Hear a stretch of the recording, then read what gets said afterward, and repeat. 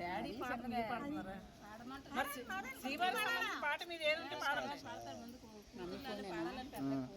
మా నాన్నగారు చనిపోయిన కూడా చనిపోయిన సంగతి కూడా మాకు తెలియదు. అప్పటి నుంచి మా బాధలు చూసి తీసుకొస్తారు. అందరినీ ఒక ప్రయోజకులు చేసి ఒక తండ్రిలాగా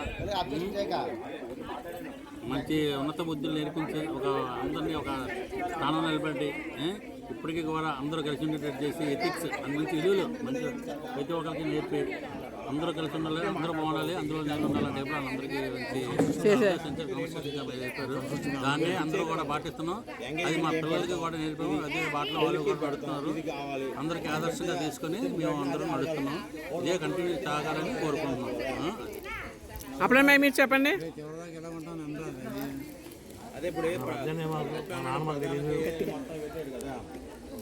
మా చిన్నప్పుడు నాన్న తెలియదు, నాకు ఐడియా లేదు.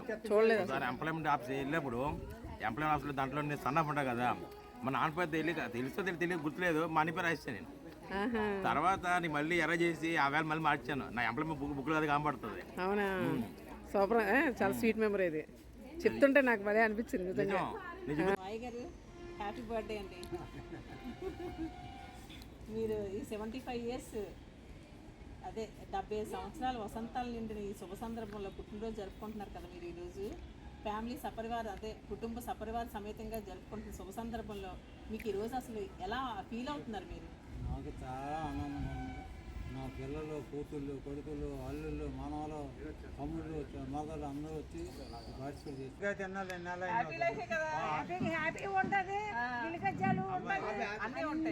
మాకు 60 ఏళ్ళు పెళ్ళైంది. ఇది 2024 సంవత్సరం. తన పెళ్ళి ఎక్కడికి ఎన్నాళ్ళు పెట్టలేదు. 40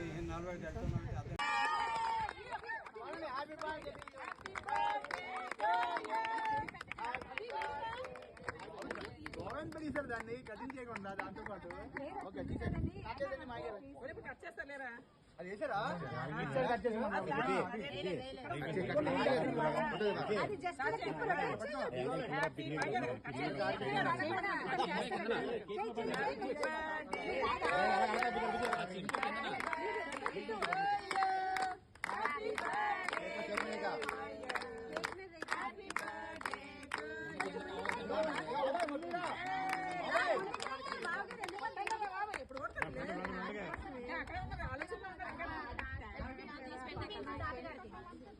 హాయ్ అండి, welcome to our channel smiley Jyothi. ఈ వ్లాగ్ అంతా మా మాయగారి బర్త్డే రోజు ఈవినింగ్ మా ఫ్యామిలీ మెంబర్స్ అందరం కేక్ కటింగ్ మా మేడ మీద చేసామండి.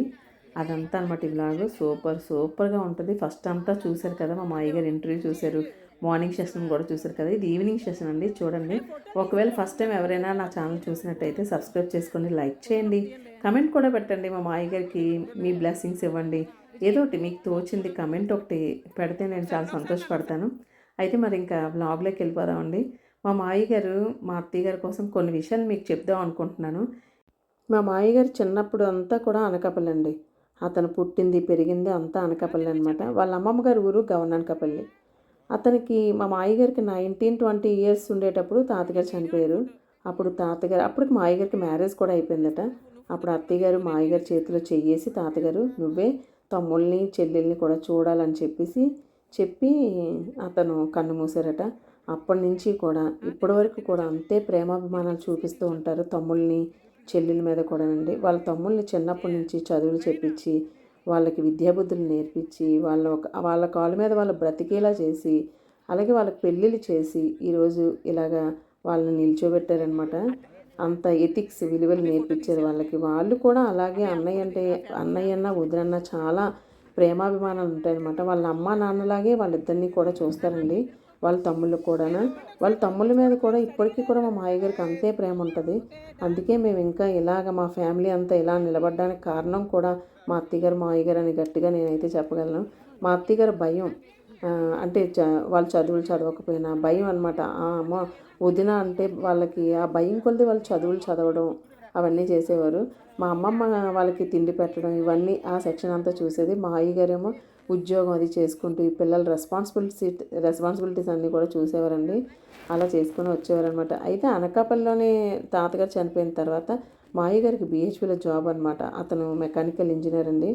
అక్కడ జాబ్ రీత్యా ఇంకా పిల్లల్ని తీసుకొని భార్యని తీసుకొని వచ్చేసారు BHP వచ్చిన తర్వాత ఆటోనగర్లో అప్పటి నుంచి ఇప్పటి వరకు కూడా ఆటోనగర్లోనే మా పాతిళ్ళు ఇప్పటికీ కూడా అక్కడే ఉంటుంది.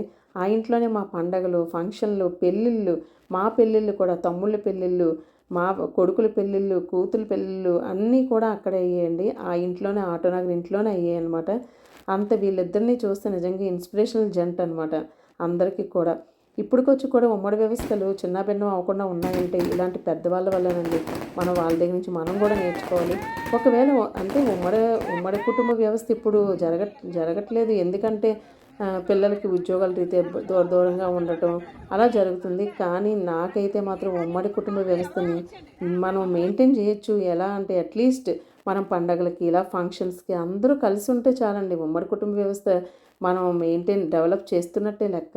ఒకే దగ్గరే ఉండక్కర్లేదు, వేరువేరుగా ఉండి అప్పుడప్పుడు అందరూ కూడా ఇలా కలుసుకొని పిక్నిక్లని ఇలా ఏం సెలబ్రేట్ చేసుకుంటే మన ఉమ్మడి కుటుంబ వ్యవస్థను మనం డెవలప్ చేసినట్టే. పండుగలు ఫంక్షన్లు ఏమొచ్చినా సరే మా ఫ్యామిలీ అందరం కూడా ఇలా వంటలు చేసేసుకొని భోజనాలు చేసి ఇలా మేడ మీదకి వచ్చి ఫొటోస్, వీడియోస్ ఇవన్నీ చక్కగా తీసుకుంటాను. బ్రదర్స్, కోడళ్ళు అంటే కొడుకులు, కోడళ్ళు ఇంక అందరం ఎంటైర్ ఫ్యామిలీ పిక్ మొత్తం అంతా ఉంటాయన్నమాట. ఎటువంటి డౌట్ లేదు. ఇదండి ఇలాగ అంతా. ఇంకా ఏవేవో చెప్పాలనుకున్నాను, సమయం వచ్చినప్పుడల్లా చెప్తూ ఉంటాను బ్రదర్స్. కానీ లాస్ట్ ఇయర్ మన చిన్నమయ్య మన అమ్మమ్మ పోయారు. అది కొంచెం వెల్తిగా అనిపించింది. కానీ వాళ్ళు ఉన్నట్టుగానే ఉంటుందండి. ఏదో ఇలాగా మా మాయగారిది సెలబ్రేట్ చేసేసుకున్నాము. అక్కడ అన్ని కాల్చుకొని చాలా బాగా అక్కడే ఉండిపోయాను. మేడం అయితే చాలాసేపు ఉండిపోయాను అనమాట. రాత్రికి చపాతీలు చేసుకొని అందరం తినేసి ఎవరింటికి వాళ్ళు వచ్చామన్నమాట. ఇదండి. ఇంకా కొంతమంది మిస్ అయ్యారు. ఇలా మా మాయగారు, మా అత్తగారు ఆరోగ్యాలతో ఉండి మమ్మల్ని అందరినీ దీవించి వాళ్ళ దీవెనలు ఎల్లప్పుడూ మాకు కావాలండి. అలాగే మా అత్తగారు, మాయగారికి కూడా భగవంతుని ఆశీస్సులు ఎల్లవేళలా ఉండాలి. హ్యాపీ బర్త్డే బిగ్ బ్రో అని చెప్పాలి. అది ఫ్రెండ్స్ ఈ vlog. Smiley Jyothi. Subscribe please, like చేయండి, కామెంట్ చేయండి. Bye bye. Thank you so much my dear friends.